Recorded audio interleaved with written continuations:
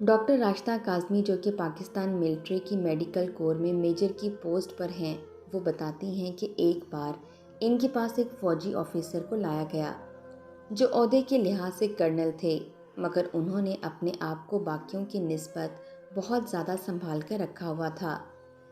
ان کی ٹانگ میں گولی لگی تھی جس کی وجہ سے ٹانگ ضائع ہو چکی تھی۔ ان کو بے ہوش کر کے آپریشن کے ذریعے ان کی ٹانگ کاٹ دی گئی۔ آپریشن کافی لمبا ہو گیا تھا۔ ان کو ظہر سے پہلے آپریشن تھیٹر لایا گیا تھا اور عشاء کی اذان ہو رہی تھی جب ان کو فارغ کر کے ICU منتقل کر دیا گیا تھا۔ صبح تک وہ بے ہوش رہے تھے۔ فجر کی اذان سے کچھ دیر قبل ان کو ہوش آیا تھا۔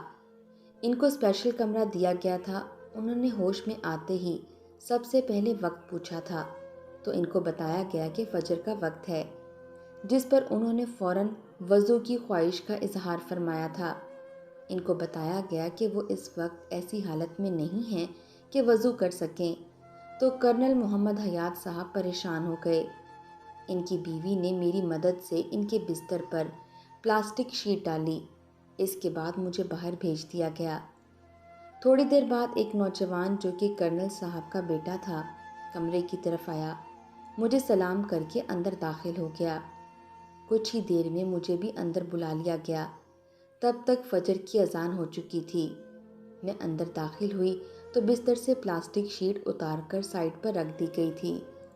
کرنل صاحب سکون سے لیٹ کر نماز ادا کر رہے تھے اور ان کی بیوی اور بیٹا باوضو کھڑے تھے تاکہ پہلے کرنل صاحب نماز مکمل کر لیں، بعد میں باری باری وہ دونوں ماں بیٹا نماز پڑھ لیں گے۔ میں بھی مسلمان فیملی سے تھی مگر اسلامی فرائض سے کوسوں دور تھی۔ مجھے نہیں یاد آخری بار کب نماز پڑھی تھی۔ جب کرنل صاحب کے بیوی بیٹے نے نماز ادا کر لی تو انہوں نے مجھے نماز پڑھنے کی دعوت دیتے ہوئے کہا کہ آپ نماز پڑھ لیں اور آرام کر لیں، ہم کو ایمرجنسی ہوگی تو ہم آپ کو بلا لیں گے۔ میں نے ان کے کہنے پر شرمندگی سے بچنے کے لیے وضو کیا اور نماز کی نیت باندھ لی۔ نماز مکمل کی تھی کہ دوسری شفٹ نے چارج لے لیا۔ میں گھر چلی گئی چونکہ میں مسلسل 24 گھنٹے ڈیوٹی کر کے آئی تھی۔ اب 24 گھنٹے میرا آرام کا وقت تھا۔ جب اس سے اگلی میں ڈیوٹی پر گئی تو کرنل صاحب کافی بہتر محسوس کر رہے تھے۔ ان کا بیٹا جا چکا تھا، بیٹی اور داماد ان کے پاس تھے جن کو جانے کے لیے وہ بار بار کہہ رہے تھے۔ اسی دوران ان کی بیوی بھی آرام کر کے دوبارہ آ پہنچی تھی۔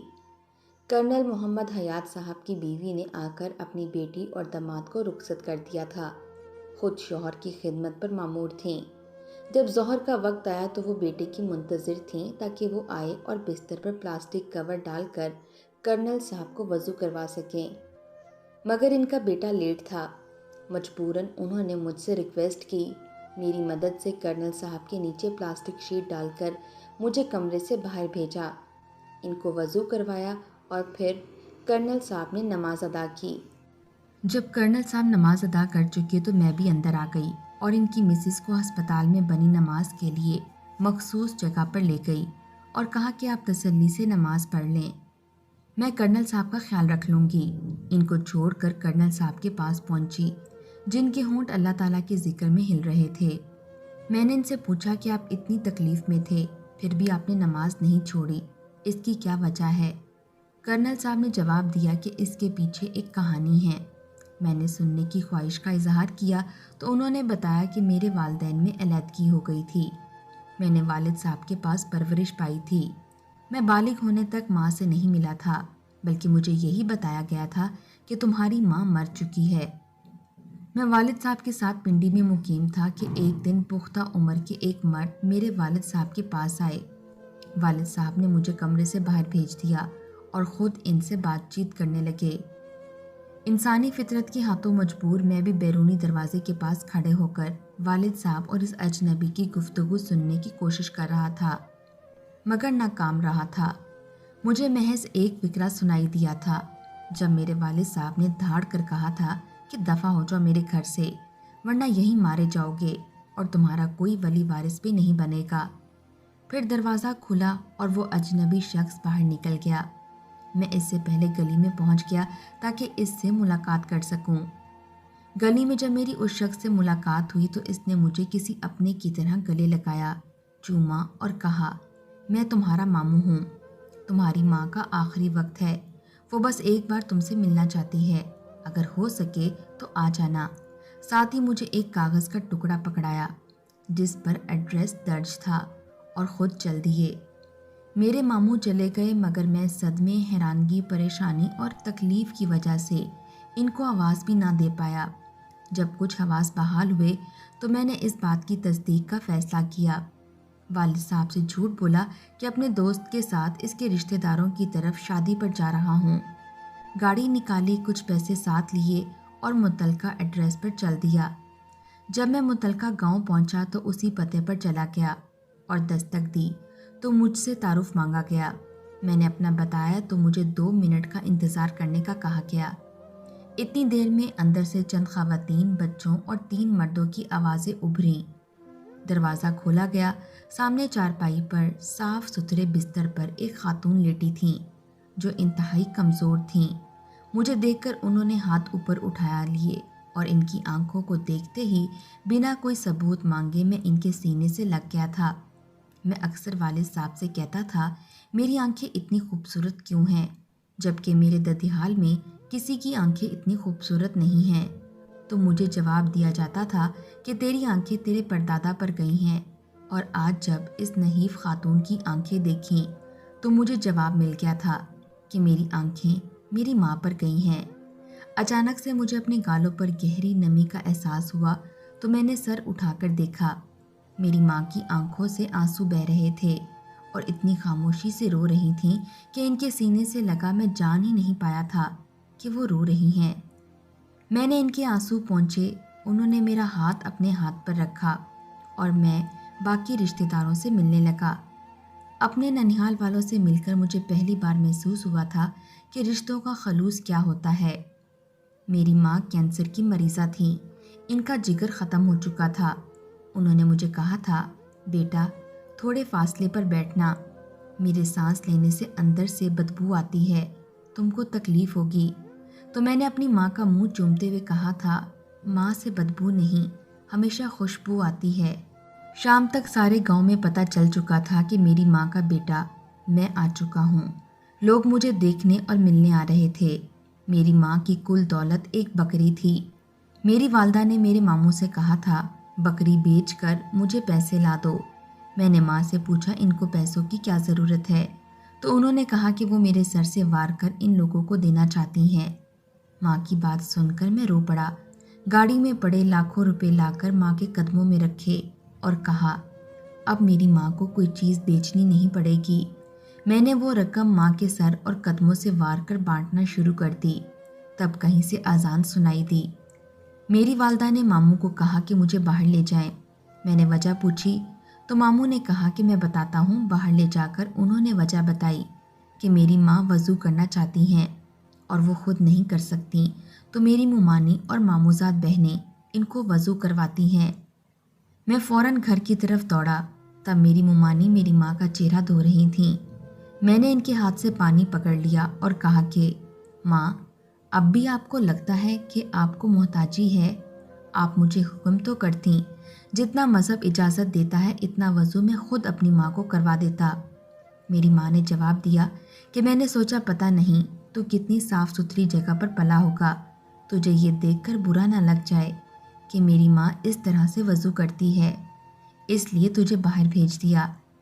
ماں کی بات سن کر میں رو پڑا اور کہا کہ میں واقعی بہت صاف ستھری اور نفیس جگہ پر پلا ہوں، مگر وہ جگہ تمہارے دل اور نیت سے صاف نہیں تھی۔ ساتھ ہی رونے لگ پڑا۔ میری باوضو ماں نے مجھے گلے لگا لیا، مجھے نہ صرف چومنے لگیں بلکہ میرے آنسو پینے لگیں اور کہنے لگیں، بیٹا اسی بات کا افسوس ہے کہ تو میرے دل اور دماغ میں رہا مگر کبھی میری زندگی میں گود میں نہیں رہا۔ میں نے اپنے سہارے پہ بٹھا کر اپنی والدہ کو نماز پڑھائی، اور جب وہ نماز پڑھ چکیں تو میں نے ان سے پوچھا کہ آپ اتنی تکلیف میں ہیں اور پھر بھی نماز پڑھتی ہیں، آپ چھوڑ دیا کریں، جب صحت یاب ہو جائیں تو پڑھ لینا۔ میری والدہ صاحبہ نے میرا ماتھا چوما اور مجھے انتہائی نرمی سے کہا کہ بیٹا نماز میرے نبی کریم صلی اللہ علیہ وآلہ وسلم کی آنکھوں کی ٹھنڈک ہے۔ آنکھوں کی ٹھنڈک کیا ہوتی ہے یہ مجھ سے بہتر کوئی نہیں جان سکتا، کیونکہ تو میری آنکھوں کی ٹھنڈک بن کر اس وقت میرے پاس بیٹھا ہے۔ تیرے بغیر میں کتنی تکلیف میں تھی یہ میں جانتی ہوں یا میرا خدا جانتا ہے۔ اور بالکل ایسے ہی جب نبی کریم صلی اللہ علیہ وآلہ وسلم کی امت نماز نہیں پڑھتی تو ان پر کیا گزرتی ہے یہ وہ جانتے ہیں یا ان کا خدا جانتا ہے۔ میری ماں نے مجھ سے کہا تھا کہ اسلام حکم دیتا ہے کہ اگر تم پانی میں ڈوب رہے ہو اور تم کو اذان سنائی دے تو بھی تم پر فرض ہے کہ تم نماز کی نیت باندھ لو۔ میں تو محض بیمار ہوں۔ بیٹا، تو میری آنکھوں کی ٹھنڈک ہے اور تو نماز پڑھے گا تو مجھے نہ صرف اس دنیا میں تیری طرف سے ٹھنڈک پہنچے گی بلکہ قبر میں بھی تیرے اعمال کی وجہ سے مجھے اجر و ثواب پہنچے گا۔ نماز پڑھنے کے لیے کسی جزا سزا کی وجہ ہونا ضروری نہیں ہے، بس نماز پڑھنے کے لیے 2 وجوہات ہی کافی ہیں کہ نماز اللہ تعالیٰ کی طرف سے نبی کریم صلی اللہ علیہ وآلہ وسلم اور ان کی امت کے لیے تحفہ ہے، اور نماز میرے پیارے نبی کریم صلی اللہ علیہ وآلہ وسلم کی آنکھوں کی ٹھنڈک ہے۔ اگر ہو سکے تو کبھی نماز نہ چھوڑنا۔ میں نے نماز قائم کرنے کے لیے وعدہ کر لیا اور ماں کو لٹا کر نماز پڑھی۔ شام کو میری والدہ صاحبہ نے میرے لیے سبزی خود کاٹنے کی کوشش کی مگر کمزوری کی وجہ سے نہ کر سکیں، تو انہوں نے میری ماموزاد کو پاس بٹھایا اور ان کو بتایا کہ کس طرح سبزی کی ہانڈی بنا لائیں۔ میری والدہ صاحبہ کی پسند پر بنی ہانڈی آ گئی۔ بہت محنت و کوشش کے بعد میری والدہ صاحبہ نے نوالا توڑ کر میرے منہ میں ڈالا، اور یقین کریں میں نے اتنا لذیذ کھانا پہلے کبھی نہیں کھایا تھا۔ غالباً یہ میری ماں کے ہاتھ کا ذائقہ تھا۔ عشاء کے بعد دیر تک میری ماں مجھ سے باتیں کرتی رہی، پھر میری ماموزاد کے ذریعے سونے کا ایک لاکٹ مجھے دیا اور کہا، یہ تیری پڑھائی کے لیے سنبھال کر رکھا ہوا تھا مگر تجھ پر نہیں لگا سکی۔ میں نے والدہ صاحبہ کے ہاتھ سے ہار پکڑ لیا اور ان کے ماضی کے متعلق کوئی سوال نہ کیا، وہ یہاں کیسے پہنچیں۔ میں ایسا سوال کر کے ان کے چہرے پر چھائی خوشی کو غم میں نہیں بدل سکتا تھا۔ مجھ کو ایسے سوالات سے ماموں اور سب گھر والوں نے منع بھی کیا تھا اور بتایا تھا کہ جتنا ان چند گھنٹوں میں تمہاری ماں بولی ہے اور ہنسی ہے اتنا پچھلے 2 سال میں نہیں ہنسی، اور ساتھ ہی مجھے بتایا گیا کہ میری والدہ محض 3 دن کی مہمان ہے۔ تو میری ساری ہنسی سمٹ گئی۔ میں نے زیادہ سے زیادہ وقت ماں کے قریب گزارا۔ میں نے ماں سے لاکھ ان کی خواہشات کے متعلق پوچھا۔ انہوں نے بس مجھے نماز قائم کرنے اور دین پر چلنے کی نصیحت کی۔ جب عشاء کی نماز کے بعد امام صاحب کو میرا تعارف دیا گیا تو وہ خاص طور پر مجھے ملنے آئے اور مجھے الگ لے جا کر بتایا کہ اگر آپ صاحب استطاعت ہیں تو یہ پیسہ ان لوگوں میں نہ بانٹیں بلکہ اپنے ماموں کو دے دیں۔ آپ کے ماموں نے اپنا گھر زمین سب کچھ بیچ کر آپ کی والدہ صاحبہ کے علاج پر لگا دیا ہے، یہاں تک بچوں کی پڑھائی بند کروا کر وہ پیسہ بھی بہن کے علاج پر لگا دیا۔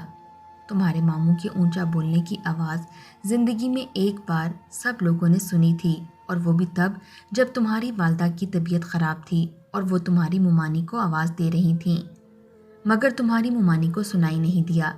تمہارے ماموں داخل ہوئے تو انہوں نے بیٹیوں اور بیوی کو ڈانٹ کر کہا کہ میری بہن کو آواز کیوں دینا پڑی، تم میں سے ایک ہر وقت ان کے پاس کیوں نہیں بیٹھی رہتی۔ میں نے امام صاحب سے کہا کہ مجھے اس کے علاوہ بھی بتائیں کہ میری ماں یا ماموں نے کسی کا کوئی قرض دینا ہے، جس پر امام صاحب نے جواب دیا کہ مجھے اس کا کوئی علم نہیں۔ اس کے ساتھ امام صاحب شکریہ ادا کر کے اٹھ گئے۔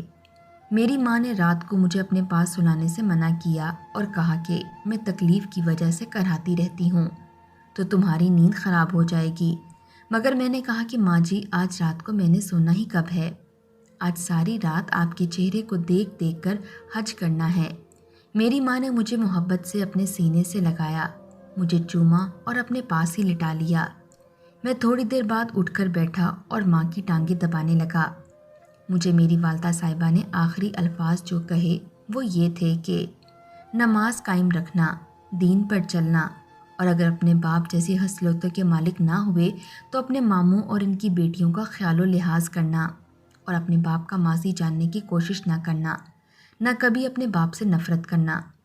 اس کے ساتھ ہی میری والدہ نے میرا ہاتھ پکڑ کر اپنے سینے پر رکھا اور اللہ تعالیٰ کا ذکر کرنے لگیں۔ وہ ذکر کرتے کرتے نہ جانے کب سو گئیں۔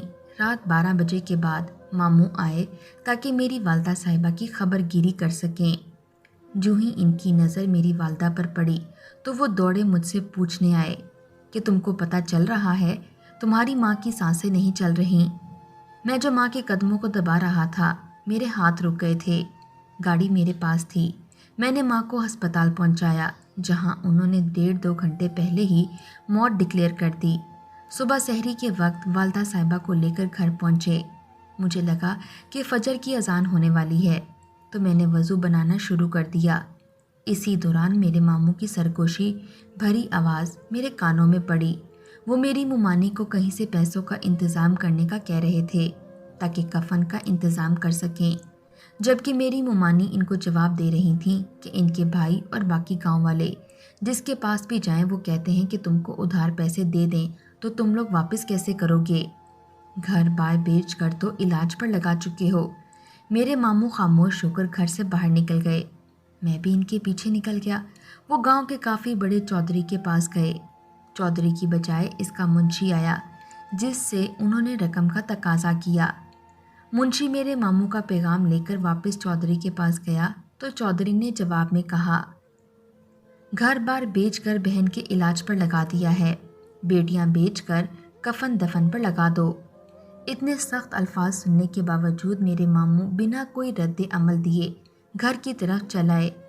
راستے میں اذان ہوئی تو وہ مسجد کی طرف مڑ گئے۔ میں بھی ان کے پیچھے مسجد میں پہنچا۔ ان کو کہا کہ اپنی ماں کے کفن دفن کا انتظام میں خود کروں گا۔ میری بات سن کر انہوں نے منع کیا اور کہا، بہن کے کفن دفن کا انتظام بھائیوں کی ذمہ داری ہوتی ہے، میں کر لوں گا۔ ساتھ ہی ماموں رو پڑے اور ان کو دیکھ کر میں بھی رو پڑا۔ انہوں نے اپنی بہن کو سسک سسک کر مرتے دیکھا تھا اور میں نے برسوں ماں کی جدائی سہی، اب برسوں اور سہنی پڑنی تھی۔ پتہ نہیں قبر میں بھی ملاقات ہوتی یا نہ ہوتی۔ اسی دوران باقی نمازیوں نے آ کر ہم کو حوصلہ دیا۔ سب لوگ نماز پڑھنے کے بعد ہمارے ساتھ ہمارے گھر ہی آ گئے تاکہ ہمارے دکھ میں شامل ہو سکیں۔ میں نے اپنے پاس موجود ساری رقم ماموں کے حوالے کر دی اور والدہ صاحبہ کے کفن دفن سے فارغ ہو کر راتوں رات راولپنڈی آیا۔